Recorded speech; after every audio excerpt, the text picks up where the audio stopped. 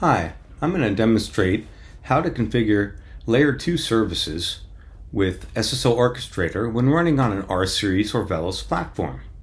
We'll start with the F5OS configuration, and that begins with the VLANs. You can see here I have a VLAN for LAN and WAN, as well as these four different Layer 2 VLANs that I'll be using during this demo. Once you have the VLANs configured on F5OS, you just need to go over to the interfaces screen here and make sure that you've added those VLANs to the interfaces that you want to use. Now, let's take a look at the Tenant deployment. I have a BIG-IP configured here, and it's not currently running. You have to make these changes when the BIG-IP is not running, so you'll have to stop it if it is running, and make sure to do this obviously when it's safe to do so.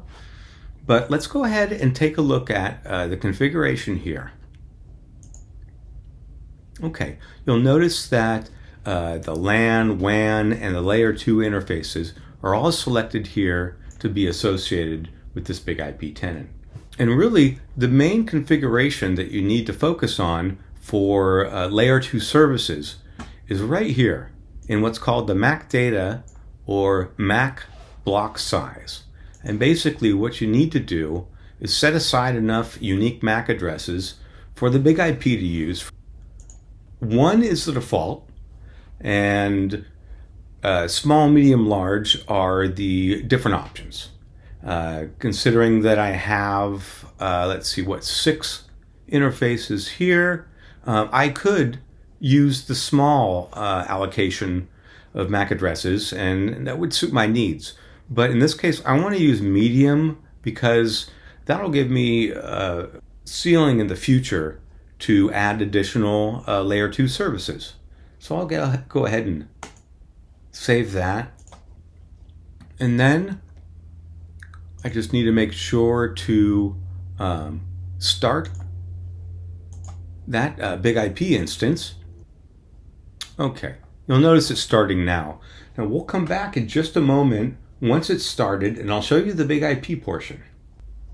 The BIG-IP is up and running now, so let's go ahead and open the web interface.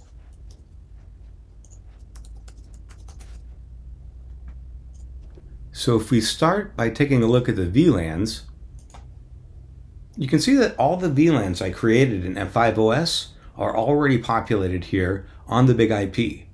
For the Layer 2 services, the configuration is essentially done. But under most circumstances, you might want to have or need to have self IP addresses. So I've set 2 self IP addresses for the LAN and the WAN here, and that's enough for me to get started with the SSL Orchestrator configuration. Now, in the interest of time, I'm going to skip to just the network and VLAN type configuration. Okay, I've created a topology, and now I'm in the section on services.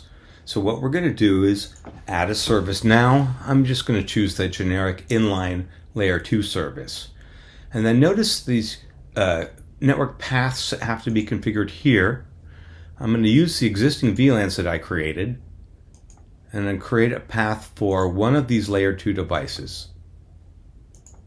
So that's like having a single Layer 2 service right there. And I'm going to add a second one.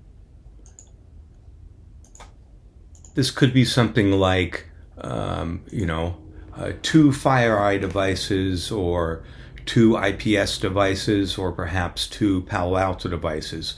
And it's not required for this configuration, but you normally are going to want to enable the port remap for situations like this. And so then I'm going to go ahead and save. Okay, so now I'm in the configuration of the interception rule. And I won't go into too much detail here, but you do specify which VLAN to listen on in order to intercept connections. And you can see I have all these choices over here.